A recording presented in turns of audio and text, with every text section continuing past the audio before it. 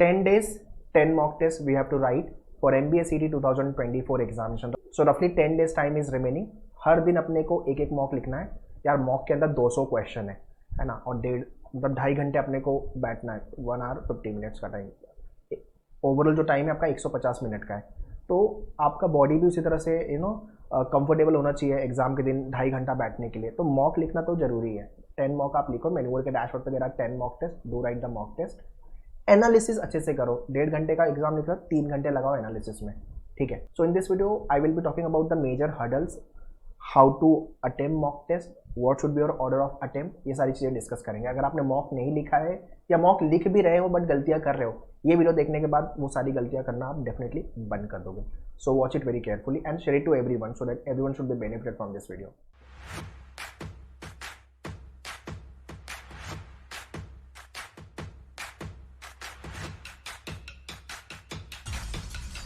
और actually before I start, do follow our social media handle. Instagram हो गया आपका, फेसबुक हो गया, टेलीग्राम हो गया, व्हाट्सअप ग्रुप हमने बना के रखा है MBA एग्जाम्स को लेके. Kindly join this group and obviously you have a separate channel मेन्यूवर MBA एंट्रेंस को सब्सक्राइब कर लो. ये सारी डिटेल्स मैंने डिस्क्रिप्शन में दिया हुआ है. यहाँ पे आपको अपडेट, नोटिफिकेशन, क्विजेज, क्वेश्चंस, ये सब चीज़ें मिलती रहेंगे. सो 10 days 10 मॉक टेस्ट. पर मॉक टेस्ट 200 क्वेश्चन, मतलब 2000 क्वेश्चन आप प्रैक्टिस करने वाले हो. इसकी एनालिसिस करके इसी क्वेश्चन को थोड़ा रिवाइज कर लेना. There is a high possibility, high chance कि डायरेक्ट क्वेश्चन एग्जाम में आपके आए, CET के एग्जाम में आए. लास्ट ईयर ये हुआ था कि CET में डायरेक्ट क्वेश्चन आपके मेन्यूअर के मॉक टेस्ट थे. तो ये चीज़ आप ध्यान में रखना. ठीक है. So those who do not have the access of mock program, link मैंने डिस्क्रिप्शन में डाला हुआ है. बाकी वीडियो कोर्स, मॉक, हैंडआउट्स, उसके लिए आप फुल कोर्स चेकआउट कर सकते हो, जिसमें आपके लॉजिक, क्वांट, इंग्लिश पूरे वीडियो लेक्चर्स आपको मिल जाएंगे. कोई सेक्शन वीक है आपका, you can check out the sectional program and practice के लिए बुक्स, ई बुक्स. ठीक है. सबका लिंक डिस्क्रिप्शन में या तो menudio.com/MBA entrance you can visit. Her mock के बाद एनालिसिस अच्छे से करो. पहला मॉक लिखा आपने, क्या स्कोर आया अपना. दूसरा मॉक लिखा आपने, क्या स्कोर आया. तीसरा मॉक लिखा, क्या स्कोर आया. ये मॉक का जो स्कोर है वो बढ़ रहा है या कम हो रहा है या स्टैग्नेंट है.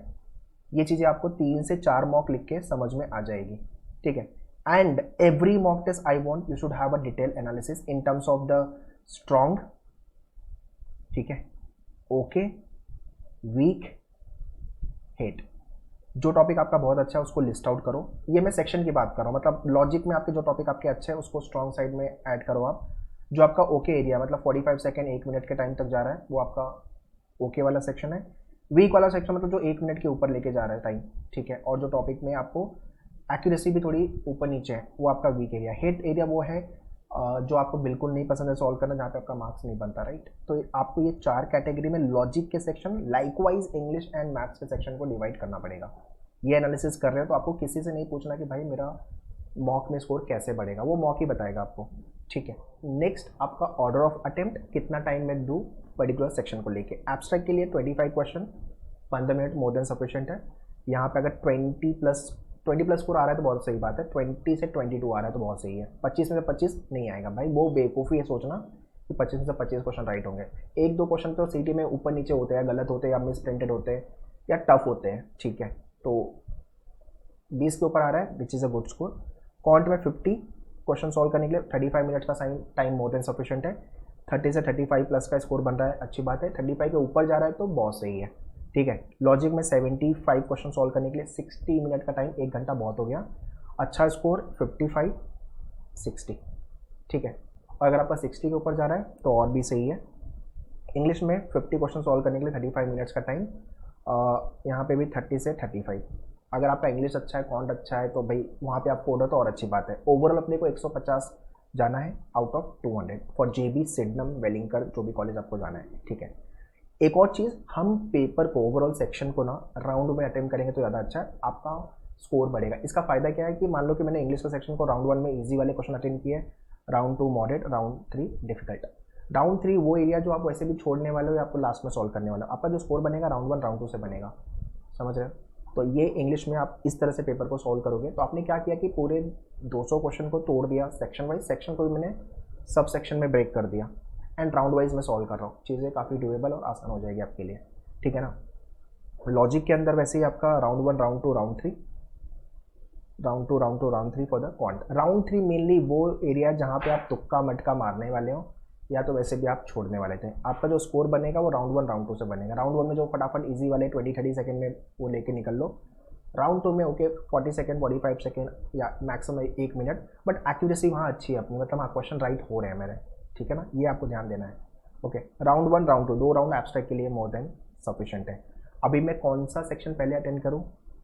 यार एब्स्ट्रैक्ट पहले कर सकते हो, सेकेंड थर्ड पे आप लॉजिक एंड कॉन को डाल सकते हो, फोर्थ पे आपका फॉन्ट। पेपर आपका सेक्शनली आने वाला, जम्बल्ड, अभी तक ऐसा कुछ बोला नहीं है उन्होंने। और लास्ट ईयर भी जो आया था यार वो सेक्शन वाइज ही था, बट सिर्फ सेक्शन का नाम मेंशन नहीं किया था उन्होंने, ठीक है। Every year I am attempting सीटी का पेपर। इस साल भी मैं एमबीए सीटी लिख रहा हूँ, सबसे पहले अभी दूसरे भी सीटी आ रहे हैं वो भी लिख रहा हूँ मैं। So I will tell you people कि इस साल का पेपर कैसे आएगा, इसलिए बोल रहा हूँ एमबीए मैनुअल का जो एमबीए वाला चैनल है उससे कनेक्टेड रहो, सब्सक्राइब करके रखो, ठीक है। Major hurdles which people face in the mock test, एक तो ओवर कॉन्फिडेंट, अगर 140 आ गया 130 आ गया 150 आ गया हम हवा में, ठीक है, ये अच्छी न्यूज़ है अपने लिए। बट अगर ये कंसिस्टेंट है स्कोर 4 से 5 मॉकली का, सब में 140 के ऊपर है, सब में 130 के ऊपर है, या सब में 150 के आसपास है, तो वो गुड न्यूज़ है, ठीक है। अंडर कॉन्फिडेंट भी हो जाते हैं लोग कि यार स्कोर नहीं आ रहा है, तो दे जज their actual CT score based on the mock test, वो भी नहीं करना। तो अच्छा स्कोर आ रहा है तो भी ओवर कॉन्फिडेंट नहीं रहना, ग्राउंडेड रहना है, और अंडर कॉन्फिडेंट भी नहीं होना, स्कोर कम आ रहा है, दोनों गलतियों को अवॉइड करो। ओवर अटेम्प्ट पे मत जाओ, एक्यूरेसी पे पहले काम करो, फिर स्पीड पे आओ, ठीक है। सिली मिस्टेक्स अवॉइड करो, छोटी छोटी गलतियाँ हम करते हैं, हमने राइट आंसर निकाले बट मार्क करने में हमने गलतियाँ कर दी, जल्दी जल्दी में हमने गलत आंसर मार्क कर दिया, जल्दी जल्दी में जो क्वेश्चन आसान था बट मैंने पढ़ के समझा नहीं, और फिर मैंने लास्ट में जब एनालिसिस करा तो समझ में आ रहा है ये तो ईजी था, मॉक के समय में कर सकता था। ये सब छोटी छोटी गलतियाँ हैं।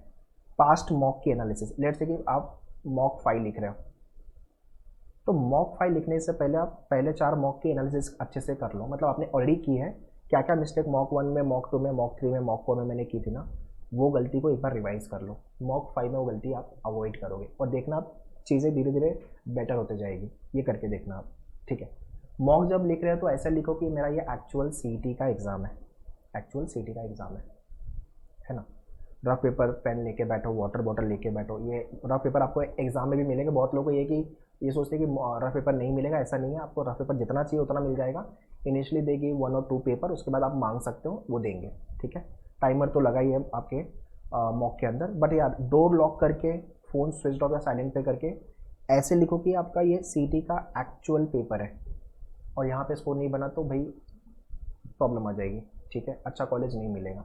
ये सीरियसनेस के साथ आप हर मॉक को लिखो, देखो आपका मार्क्स बढ़ेगा कैसे, ठीक है। So guys next 10 days give your 100%। भाई सीटी अगर अच्छे से आ गया ना स्कोर, जेबी है, सिडनम है, वेलिंकर है, पुम्बा है, एसआईएस है, ये टॉप 5 में एडमिशन चाहिए चाहिए। People are targeting for JBIMS। भाई JBIMS मिल रहा है तो 25 लाख का एवरेज पैकेज है, ठीक है, और वही आप सिडनम पे आ गए तो 14 लाख 15 लाख का, आई थिंक 12-13-14 लाख का एवरेज पैकेज है, सीधा हाफ हो रहे हो आप। तो अगर आपका स्कोर 120 आ रहा है, थोड़ी और मेहनत कर लो, 130 आ रहा है, थोड़ी और मेहनत कर लो, 140-150 plus score has to be there, लेके आओ। इंडिया के टॉप 15 कॉलेज JBIMS का नंबर आता है, ये लोग IIM छोड़ देते हैं यार JBIMS के लिए, तो मेहनत थोड़ा कर लो, and surely you will get the admission this year only after cracking the CT exam. तो CT क्रैक करते हैं, है ना। और भी आगे कुछ डाउट क्वेरी है तो आप कमेंट में मुझसे लिख के पूछ सकते हो। If you want me to make any kind of a video, live streaming करना तो अपन वो भी कर लेंगे, बट अगर आप 120-130 स्टक कर रहे हो तो मैं एक वीडियो लेके आऊँगा जिसमें मार्क्स आप कैसे बढ़ा सकते हो। अगर आपका 120-130 आ रहा है तो कैसे, या 100 आ रहा है तो कैसे मार्क्स आप बढ़ाओगे। बट आपके मैनुअल के मॉक में अगर जो भी स्कोर आ रहा है वहाँ पे, मतलब एक्चुअल एग्जाम में +5 +10 कर लेना, ये आपका एक्चुअल CT में स्कोर बनेगा, ठीक है। तो मॉक वगैरह को लेके लिंक तो मैंने डिस्क्रिप्शन में दिया हुआ है, तो वो जाके ज्वाइन करो, start writing the mock. 2024 CAT and 2025 CET and 2026 को लेके we have already launch batches. अगर आप मुंबई बेस्ड कोचिंग के लिए देख रहे हो तो Vasai, Dadar, Thane, Borivali, Andheri, you can visit for the classroom coaching. Otherwise pan India online lectures are going on. So जितने लोग कैट 24 या तो कैट 25 के लिए प्लान कर रहे हो, you can join the batches. So Monday to Friday हम बेस अच्छा करेंगे, टॉपिक को पढ़ेंगे, और वीकेंड्स में हम वर्क करेंगे आपके कैट लेवल के क्वेश्चन पे। सो जितने लोगों ने अभी तक स्टार्ट नहीं किया है, डिटेल्स मैंने डिस्क्रिप्शन में दिया हुआ है, या तो नंबर स्क्रीन पे जो नंबर है उस पर कॉन्टैक्ट कर सकते हो। बट अभी के लिए CET फोड़ो। So any of your friend और relative those who want to start their MBA entrance CAT CET and math snap preparation, you can share this detail to them. अभी भाई CET पे फोकस करो और CET निकालना है। All the very best, thank you.